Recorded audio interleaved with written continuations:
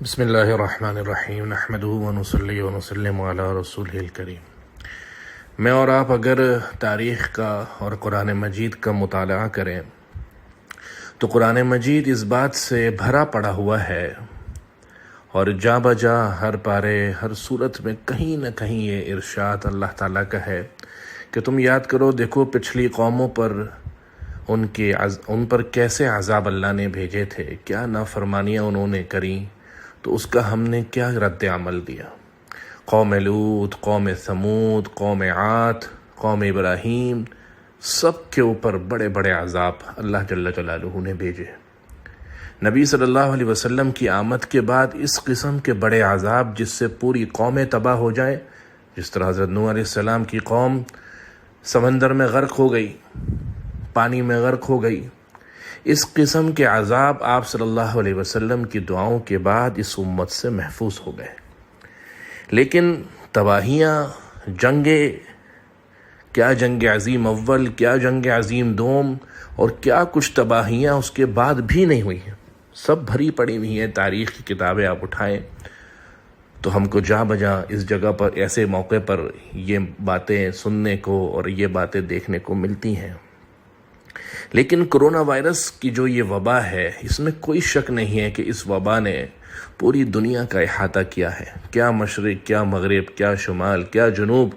کیا ترقی یافتہ ممالک، کیا فقر و فاقہ والے ملک، ہر ملک کے اندر ہر جگہ پر اس نے تباہی پھیلائی ہے۔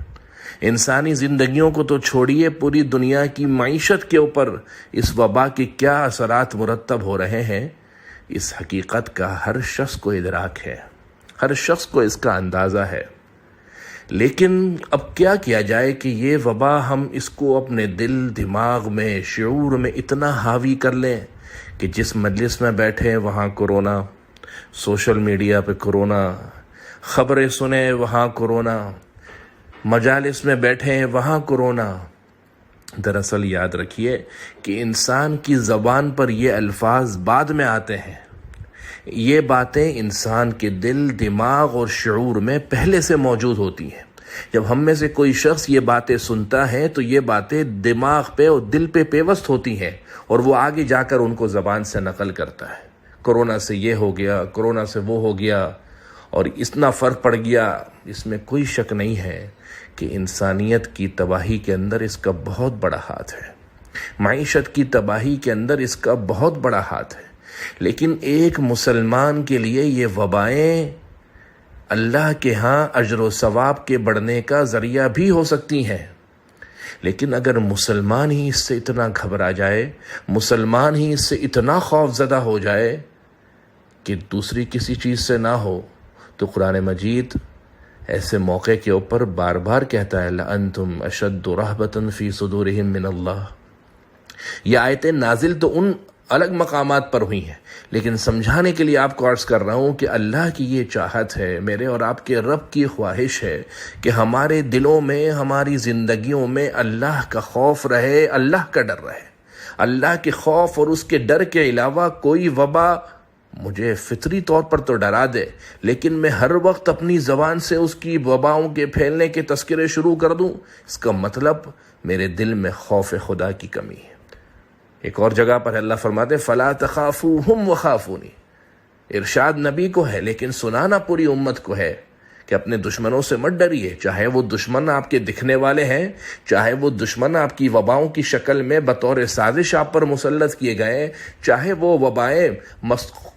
قدرتی طور پر میرے اور آپ پر آ گئی ہیں، لیکن مسلمان اس سے اتنا ڈرنا شروع ہو جائے کہ اس کے تذکرے زبانوں پر اتنے زیادہ چلنا شروع ہو جائے کہ ہر جگہ اسی کے تذکرے ہو جائیں، یہ بات مسلمانوں سے بہت بعید ہے،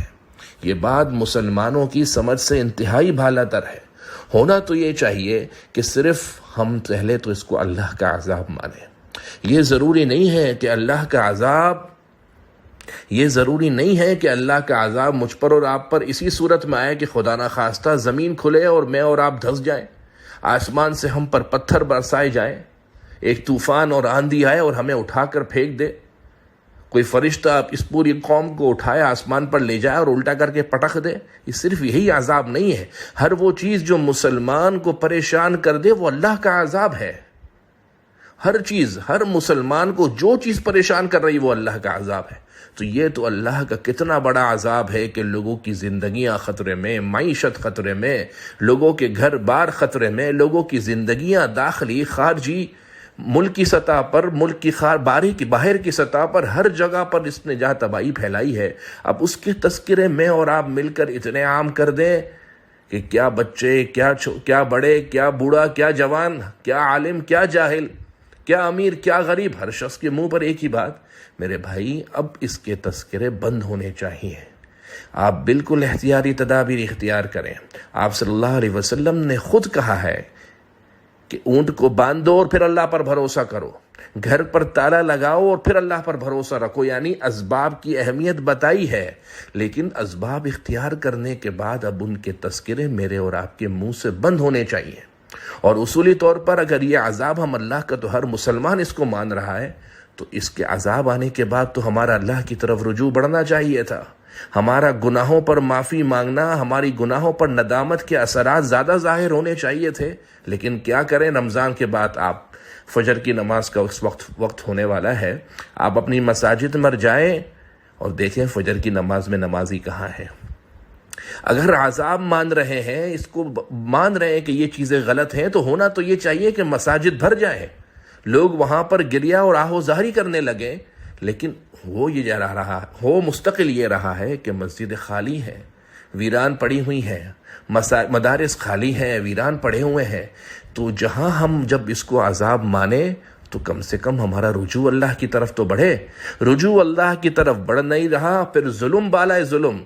ستم بالائے ستم اس وقت یہ کہ ہماری زبانیں، ہمارے کان، ہمارے ہاتھ، ہماری پوری زندگی اس کے تذکرے میں لگ گئی ہے۔ تو اب براہ کرم اس کو ہم اللہ کا عذاب سمجھتے ہوئے اللہ کی طرف جہاں رجوع، توبہ اور استغفار کریں، وہیں پر سب سے آخری بات کہ اب اس کے تذکرے ہم کم کر دیں، اپنی زبان سے تذکرے کم کر دیں، ان مجالس کے اندر اٹھنا بیٹھنا تھوڑا کم کر دیں جہاں پر یہ وبائیں کی بات ہو رہی ہے، اپنے گھروں کے اندر سکون پیدا کریں۔ موت آئے گی، کوئی چیز روک نہیں سکتی، اور مسلمان تو موت سے گھبراتا ہی نہیں ہے۔ اس نے اتنے اعمال، نماز، روزے، زکوٰۃ، حج کیا، صدقے اور خیرات سب اللہ کے لیے کیا ہے، اس کی اللہ سے ملاقات ہونی، مسلمان کو موت سے گھبراہٹ کیوں؟ لیکن اللہ سے موت کی تمنا بھی نہیں کر سکتے۔ لیکن یہ تو ممکن ہے کہ ہم اتنا نہ گھبرا جائیں اس وبا سے کہ ہماری گھر کی داخلی زندگی بھی متاثر ہے، گھر والے بھی متاثر ہو رہے ہیں، باہر والے بھی متاثر ہو رہے ہیں، اور کوئی ہنسی کھیلنا، کوئی خوشی، کوئی بات ہی نہیں، ہر منہ کے اوپر ایک ہی بات ہے، کورونا۔